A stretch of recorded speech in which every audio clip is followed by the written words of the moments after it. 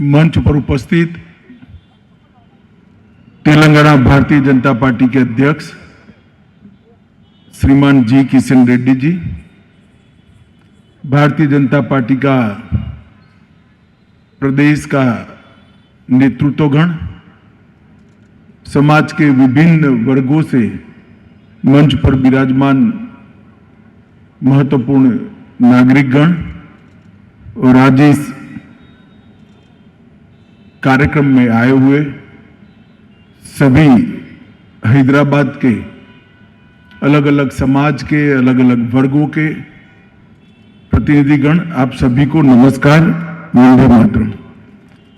Media के मित्र जरा set कर बैठ जाइए प्लीज। कैमरामैन सारे यहां फोकस करके बैठ जाओ, मैं यहीं खड़ा रहकर बोलने वाला हूं। बैठ जाइए भैया, मैं जिद्दी टाइप का आदमी हूं, बाद में ही बोलूंगा।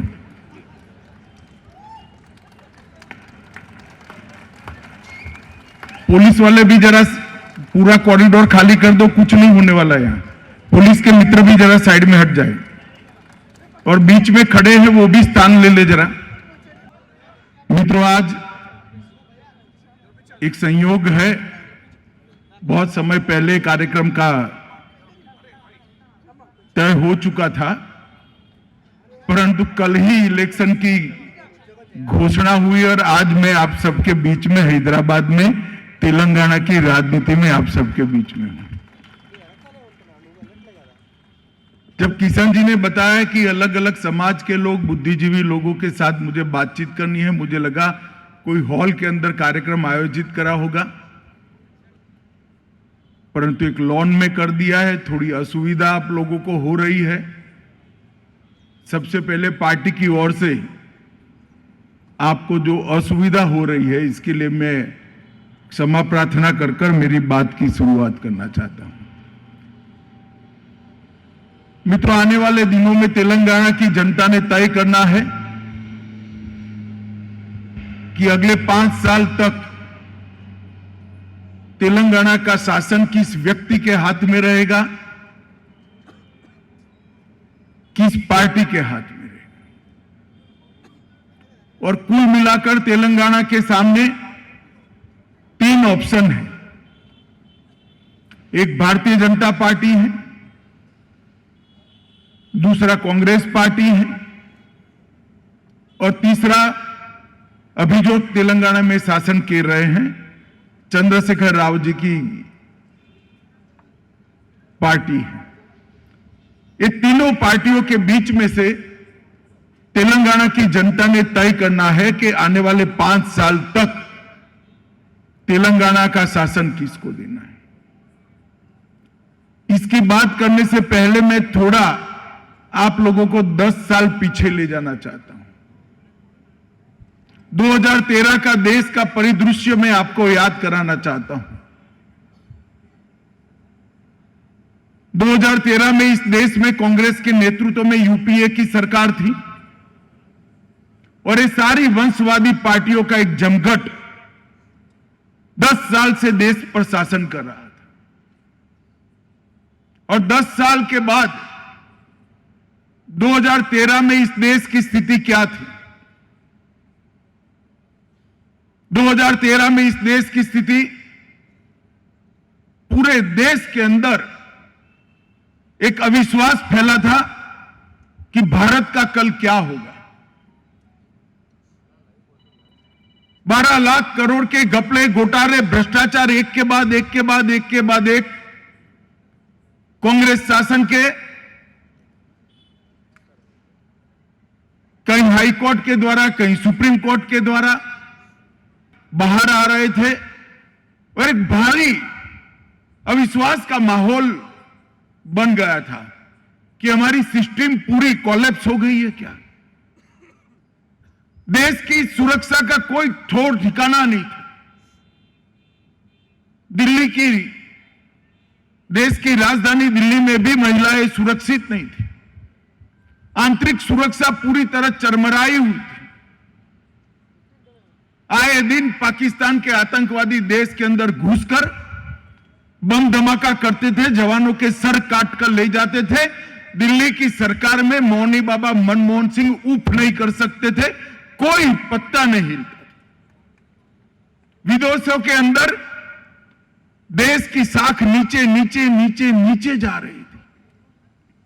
युवा आक्रोश से भरा था, महिलाएं असुरक्षित थी, उद्योगपति अपनी उद्योग का, इंडस्ट्री का विकास करने की जगह करप्शन से चिंतित थे और पूरे देश में एक माहौल ऐसा था कि देश बिखर जाएगा।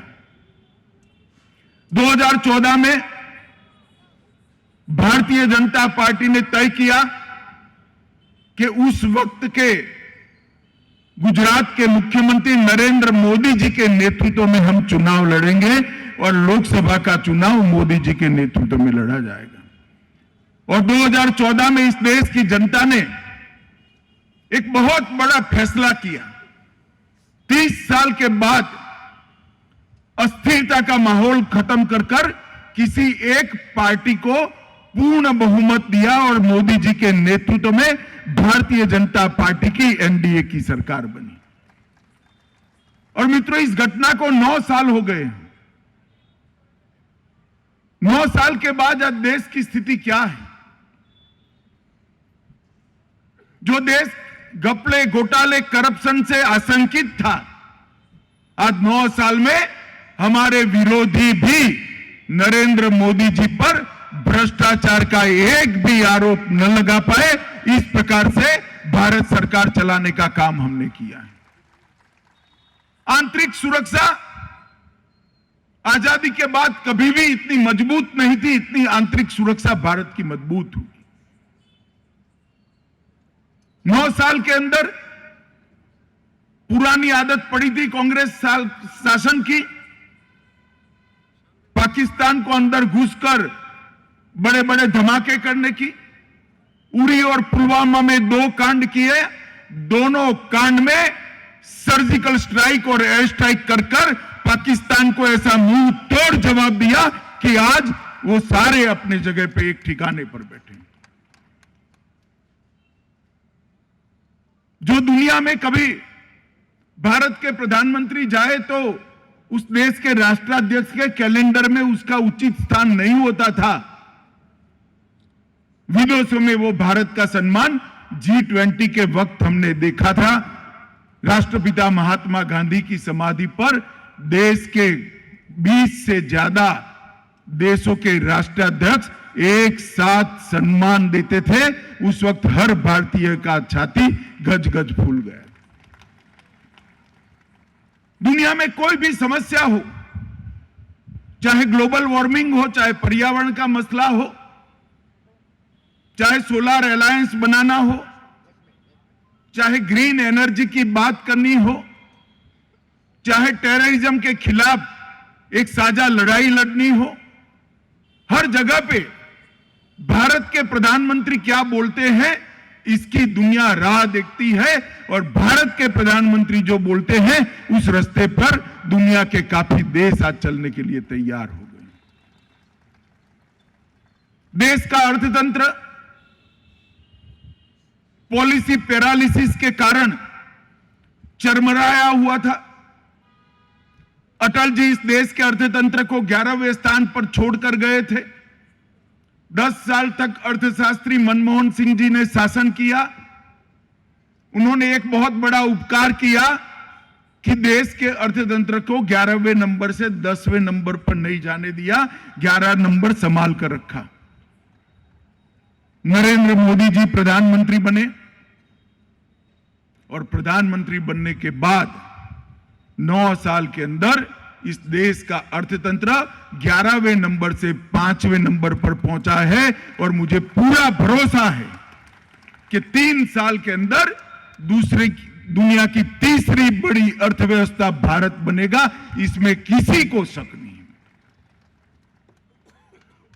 भारत की विदेश नीति अस्पष्टताओं से भरी हुई थी। विदेश नीति और सुरक्षा नीति के बीच में कंफ्यूजन चलता था। मोदी जी ने भारत की विदेश नीति को स्पष्ट कर दिया। हम दुनिया भर के साथ सबसे अच्छे रिश्ते चाहते हैं, मगर भारत की सीमाओं की सुरक्षा हमारी प्राथमिकता है, भारत की रक्षा हमारी प्राथमिकता है और इसके कारण एक स्पष्ट विदेश नीति के साथ हम आगे बढ़े हैं। इंडस्ट्रियल डेवलपमेंट, सटीक नीति निर्धारण के कारण आने वाले 25 साल तक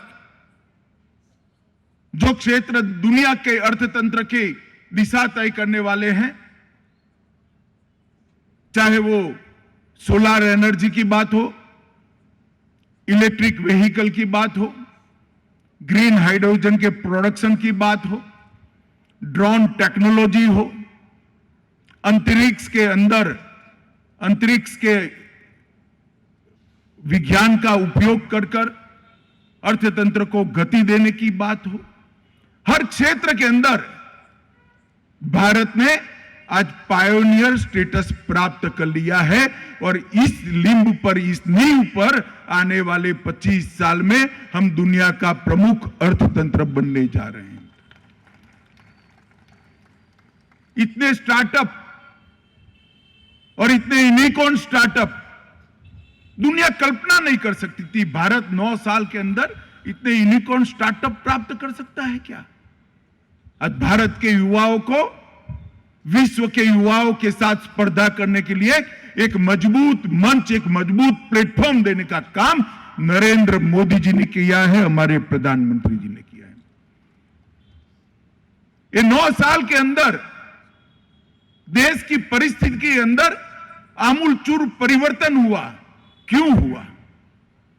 क्योंकि एक प्रामाणिक नेतृत्व, एक विजनरी नेतृत्व, एक मेहनती नेतृत्व और एक जनता के साथ जुड़ा हुआ संवेदनशील नेतृत्व नरेंद्र मोदी जी ने इस देश का नेतृत्व किया। और भारतीय जनता पार्टी सिद्धांतों के आधार पर चलने वाली पार्टी। मैं आज इस खुले मन से निसंकोच कह सकता हूं, चंद्रशेखर राव कल अपनी पार्टी के सिद्धांतों की घोषणा करे अगर कोई है तो। किस पॉलिसी पर ये पार्टियां चलती हैं? कोई पॉलिसी नहीं है। कविता को जेल जाने से बचाना और केटीआर को मुख्यमंत्री बनाना, इसके अलावा कोई लक्ष्य नहीं है पार्टी। जिनके घर में बैंक अकाउंट नहीं था, जिनके घर में शौचालय नहीं था, जिनके पास घर ही नहीं था, पीने का पानी नहीं था, घर में गैस का सिलेंडर नहीं था, उनके स्वास्थ्य की सुविधाएं नहीं थी, जिनको भरपेट खाने के लिए अनाज मुहैया नहीं कराया जाता। ये 9 वर्ष के अंदर वो 60 करोड़ लोग, मतलब 10 करोड़ परिवार, 11 करोड़ परिवार को 3.5 करोड़ लोगों को घर दिया, 9 करोड़ लोगों को गैस का सिलेंडर दिया, 12 करोड़ शौचालय बनाए, 3 करोड़ घरों के अंदर बिजली पहुंचाई और 60 करोड़ लोगों को 5 लाख तक का पूरा स्वास्थ्य का खर्चा नरेंद्र मोदी जी ने कर दिया। और प्रति व्यक्ति प्रति माह 5 किलो अनाज उन लोगों को देने की व्यवस्था करी है। कम से कम हर बच्चा भूखा न सोए, इसकी व्यवस्था नरेंद्र मोदी सरकार ने की। अभी अभी जावड़ेकर जी कोरोना की बात कर रहे थे। कोरोना आया तब मैं भी मोदी जी के नेतृत्व में व्यवस्था में शामिल था। दुनिया भर के लोग अपने देश की चिंता नहीं करते थे। ये पश्चिम के देश, यूरोप के देश अपने देश की चिंता नहीं करते थे। हर रोज कहते थे भारत का क्या होगा, और चिंता वाजिब भी थी। 130 करोड़ की आबादी, कंपैरेटिवली हमारा हेल्थ इंफ्रास्ट्रक्चर ठीक नहीं था, क्या होगा। मगर जब कोरोना समाप्त हुआ, सारी दुनिया ने स्वीकार करा कि कोरोना के सामने सबसे अच्छी लड़ाई नरेंद्र मोदी के नेतृत्व में भारत लड़ा। कारण क्या? दुनिया भर में कोरोना के सामने लड़ाई सरकारें लड़ी, भारत में केंद्र सरकार, राज्य सरकार और 130 करोड़ लोग मिलकर कोरोना के सामने लड़े, तब जाकर हम जीते। जब मोदी जी ने कहा दिया जलाओ, राहुल बाबा मजाक उड़ाते थे। मोदी जी ने जनता कर्फ्यू किया, केसीआर गारू मजाक उड़ाते थे। मोदी जी ने घंटी बजाकर जागृति लाने की बात करी, केटीआर ने हास्यास्पद निवेदन किया था। मोदी जी कोरोना का वैक्सीन देने की शुरुआत करी, राहुल गांधी ने कहा कि तो मोदी वैक्सीन है, भरोसा मत करिए। मित्रों, अमेरिका जैसे लोगों को देशों में भी वैक्सीनेशन करते करते करते और वैक्सीनेशन के बाद सर्टिफिकेट लेने में कई दिन लग गए, कई माह लग गए। भारत के अंदर 130 करोड़ लोगों का वैक्सीन, चाहे अरबोपति हो चाहे गरीब से गरीब व्यक्ति हो, उसको देने की व्यवस्था हुई और अपने मोबाइल पर मोदी जी के हंसते फोटो के साथ सर्टिफिकेट ऑनलाइन आ गए। टेक्नोलॉजी का उपयोग शासन के अंदर किस प्रकार से किया जा सकता है, उसका उत्कृष्ट उदाहरण दुनिया के सामने नरेंद्र मोदी जी ने किया। G20 में सारी दुनिया के राष्ट्राध्यक्ष यहां आए थे, सब चकाचौंध थे कि आपकी ऑनलाइन पेमेंट की व्यवस्था, डिजिटल पेमेंट की व्यवस्था इतनी जल्दी से भारत जैसे देश में कैसे हो गई। कोई राष्ट्राध्यक्ष की पत्नी दिल्ली के बाजार में गई थी और सब्जी बेचने वाले की लॉरी पर पेटीएम का वो सिंबल देखा जहां से मोबाइल से पेमेंट कर देते थे। उन्होंने ट्वीट किया था। ये परिवर्तन नरेंद्र मोदी जी लेकर आए हैं मित्रों। और अभी अभी कुछ महीना पहले, मैं तो बड़ा आश्चर्यचकित हूं, मैं बचपन से सार्वजनिक जीवन में हूं। G20 होने के पहले ही जब चंद्रयान चंद्रमा पर सफलता के साथ उतरा, भारत का बच्चा इस सफलता के साथ अपने आप को जोड़ लिया।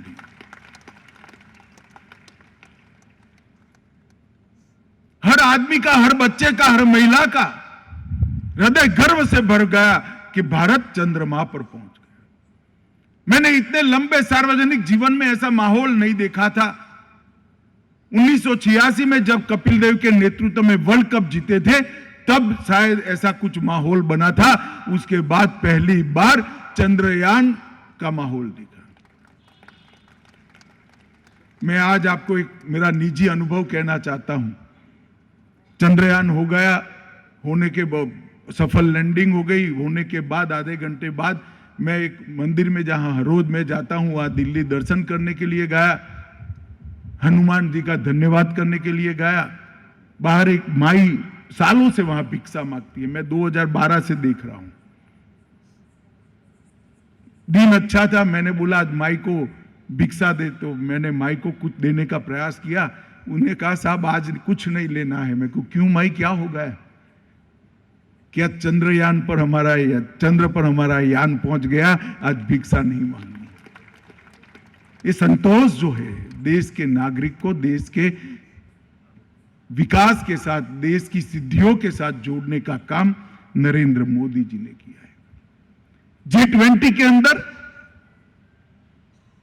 सारे देश के राष्ट्राध्यक्ष भारत की व्यवस्थाओं की, भारत की सुरक्षा की, भारत की अर्थतंत्र की और भारत के विदेश नीति की जब प्रशंसा करते हैं तो मन खुशी से फूल जाता है।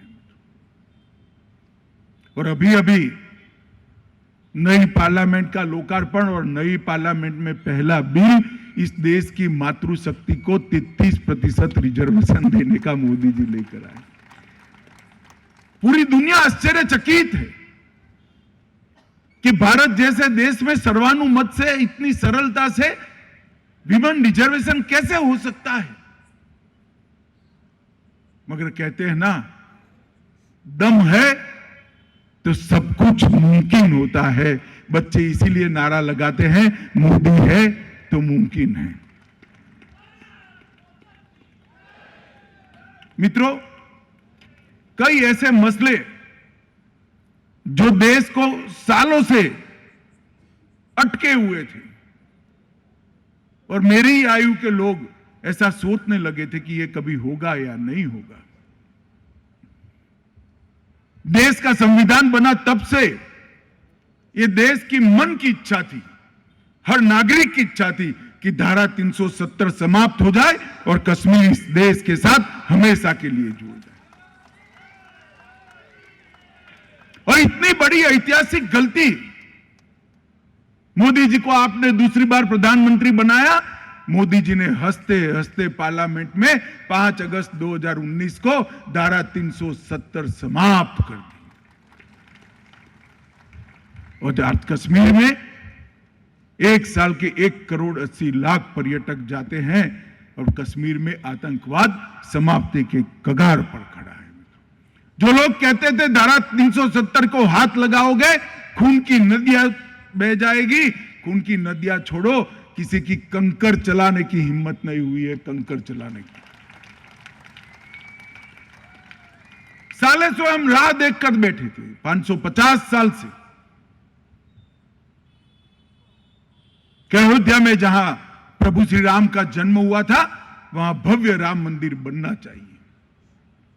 कितना बड़ा लंबा संघर्ष, शायद दुनिया में इतना बड़ा आंदोलन किसी एक मुद्दे पर कहीं नहीं चला होगा। 550 साल से लाखों लोगों का बलिदान, निर्णय नहीं होता था और खून का कतरा बनाए बगैर मोदी जी ने वहां भूमि पूजन भी कर दिया और जनवरी में प्रभु श्री राम का मंदिर भी।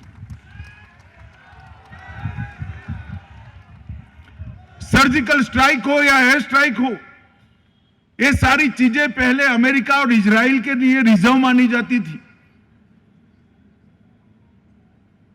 मोदी जी ने ये 2 देशों के नाम के साथ हमारे महान देश भारत का नाम जोड़कर भारत को सुरक्षित बनाने का काम,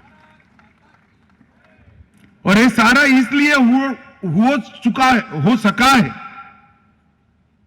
कि विचारधारा का आधार पर चलने वाली पार्टी शासन कर रही है। एक मजबूत, पारदर्शी, प्रामाणिक और मेहनती, संवेदनशील नेतृत्व इस देश का नेतृत्व कर रहा है। इसलिए मोदी जी के नेतृत्व में भारत दिन दूनी रात चौगुनी प्रगति कर रहा है। आज दुनिया में दूसरे नंबर का देश है, मोबाइल बनाने वाला भारत है। तीसरा बड़ा स्टार्टअप रखने वाला देश भारत है। रिन्यूएबल एनर्जी में हम चौथे नंबर पर पहुंचे हैं। कई प्रकार की सिद्धियां हमारे देश के अंदर हमने प्राप्त की हैं और मोदी जी ने परिवार की पॉलिटिक्स को समाप्त कर कर पॉलिटिक्स ऑफ परफॉर्मेंस, जो परफॉर्म करेगा वो ही देश पर शासन करेगा, इसको एस्टैब्लिश करने का काम। और अभी सारे इकट्ठा हो गए, आपने देखा होगा एक के साथ एक हाथ मिलाकर बड़े लंबे लंबे लंबे लंबे फोटो आते हैं, क्योंकि इनके पास विकल्प नहीं है। इसको ध्यान से देखेंगे तो ये सारी परिवारवादी पार्टी जो अपनी अगली पीढ़ी के लिए राजनीति के अंदर है।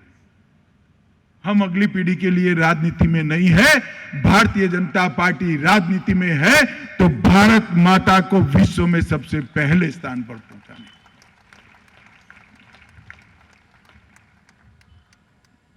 जब उद्देश्य ही परिवार का कल्याण करने का हो तो जन कल्याण नहीं हो सकता। और मैं तेलंगाना की जनता को यही कहने आया हूं, आंतरिक लोकतंत्र न हो, परिवारवादी पार्टियां हो, सिद्धांत कोई नीति न हो, ऐसी पार्टियों के हाथ में तेलंगाना को मत दीजिए। और मैं तो कई बार सोचकर परेशान हो जाता हूं तेलंगाना के लिए निजाम से, क्रूर शासन की मुक्ति से बड़ा कोई बात हो सकता है क्या? मुझे बताइए आप लोग, इससे बड़ी बात कोई तेलंगाना के लिए हो सकती है क्या? 17 सितंबर हैदराबाद विमोचन दिन, जब केसीआर ने पार्टी बनाई, उन्होंने कहा था कि हम इसको राज्य के उत्सव के रूप में मनाएंगे, मगर हिम्मत नहीं चली। तुष्टीकरण की राजनीति के कारण मजलिस का साथ चाहिए। मैं आज सार्वजनिक रूप से कहता हूं, मोदी जी ने 2 साल से 17 सितंबर परेड ग्राउंड के मनाने का निर्णय किया है। आप भारतीय जनता पार्टी की सरकार बना दो, हर गांव, हर चौपाल, हर जिले के अंदर हैदराबाद विमोचन दिन मनाया जाएगा।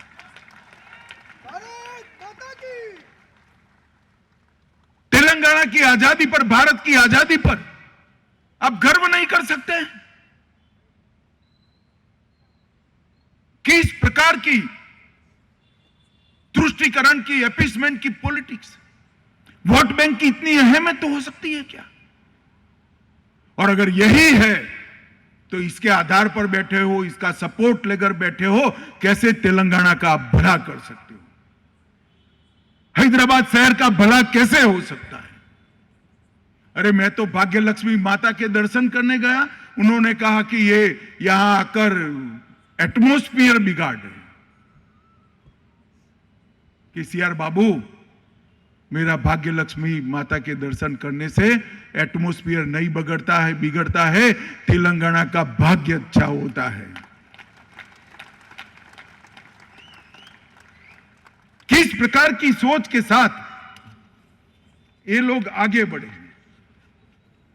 वो लोग वोट बैंक की राजनीति कर रहे हैं, हम विकास और आत्मविश्वास की राजनीति कर रहे हैं। वो लोग एंटाइटलमेंट की बात करते हैं, हम एम्पावरमेंट की बात करते हैं। और वो लोग परिवार के लिए काम करते हैं, हम तेलंगाना के लिए, भारत के लिए काम करते हैं। मित्रों, केसीआर के नेतृत्व में नीलू, निधुलू और नियम कोलू के सूत्र के साथ उन्होंने आंदोलन किया था। तीनों की स्थिति क्या है? जल जैसी पवित्र कोई चीज नहीं हो सकती। हर व्यक्ति के शरीर में 60% पानी होता है। जल के बगैर जीवन संभव ही नहीं है। जल के बगैर कृषि संभव ही नहीं है। जल के बगैर अर्थतंत्र का विकास संभव ही नहीं है। ये मुद्दे पर अलग तेलंगाना का आंदोलन चला और आपने कालेश्वरम योजना में भ्रष्टाचार कर संपत्ति बनाने का काम किया। शर्म आनी चाहिए आपको। पलामुरु रंगारेड्डी लिफ्ट इरिगेशन योजना में भी बड़ा कौभांड किया और 5 साल तक पूरा नहीं हो पाया। आपने नीलू का वादा पूरा नहीं किया।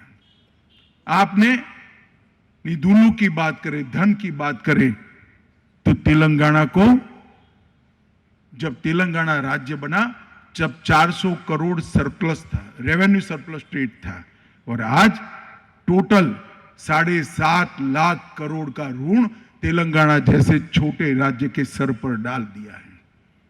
मैं पूछना चाहता हूं चंद्रशेखर राव को, इंफ्रास्ट्रक्चर के सारे काम नरेंद्र मोदी जी ने किए हैं। 9 साल में 9 लाख करोड़ रुपया तेलंगाना के विकास के लिए नरेंद्र मोदी सरकार ने खर्च किया है। चाहे मेट्रो हो, चाहे हाईवे हो, चाहे एयरपोर्ट हो, चाहे ट्रेन हो, चाहे वंदे भारत बनाना हो, चाहे यूनिवर्सिटियां बनानी हो, चाहे इंस्टीट्यूशन लाने हो, तो आपने 7.5 लाख करोड़ कहां डाले?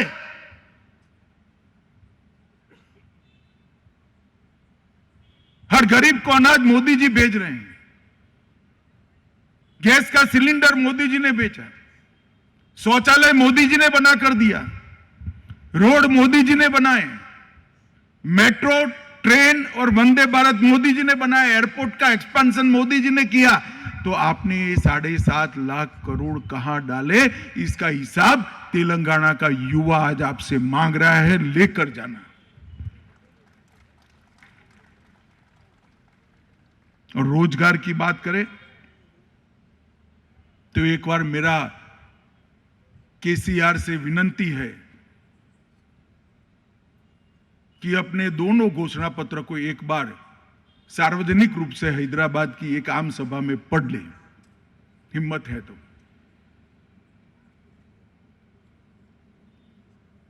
उन्होंने दलित को छला, युवा को छला है, आदिवासियों को छला है, हर जगह पे वादा खिलाफी की, करप्शन किया है। केसीआर ना शिक्षा में भर्ती कर पाए, ना यूनिवर्सिटियों में, ना छोटे अस्पतालों में भर्ती कर पाए।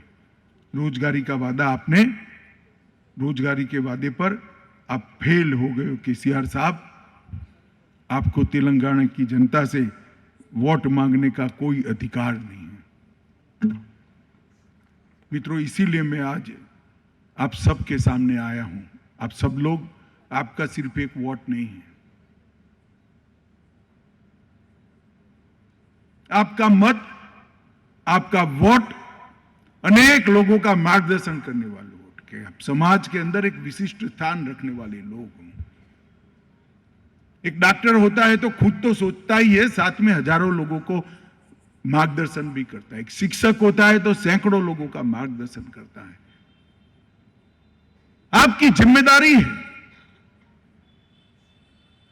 कि पैसों के बल पर किए हुए प्रचार की बात में आना है, या कॉन्क्रीट डेवलपमेंट किस पार्टी ने किया है और कौन पार्टी कर सकती है, इसका इवैल्यूएशन कर कर वोट तय करना है।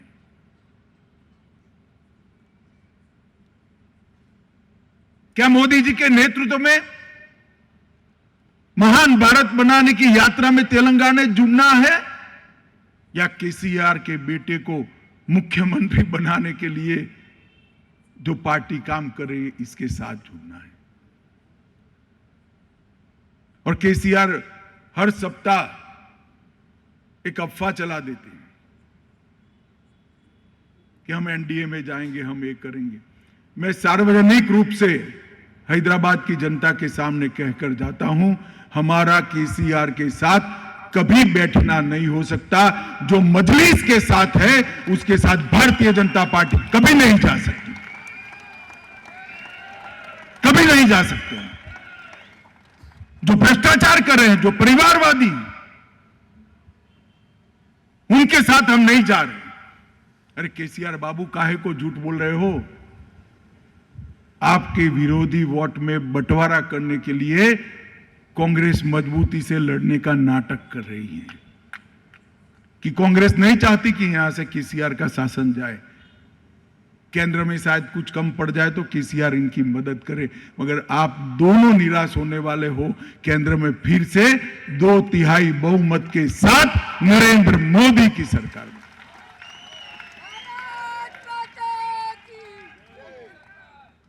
मैं आप सभी को कहना चाहता हूं, कांग्रेस को वोट दोगे तो भी मजलिस के पास जाएगा, और केसीआर को वोट दोगे तो भी मजलिस के पास जाएगा। कांग्रेस को वोट दोगे तो भी भ्रष्टाचारी शासन आएगा, केसीआर को वोट दोगे तो भी भ्रष्टाचारी शासन आएगा।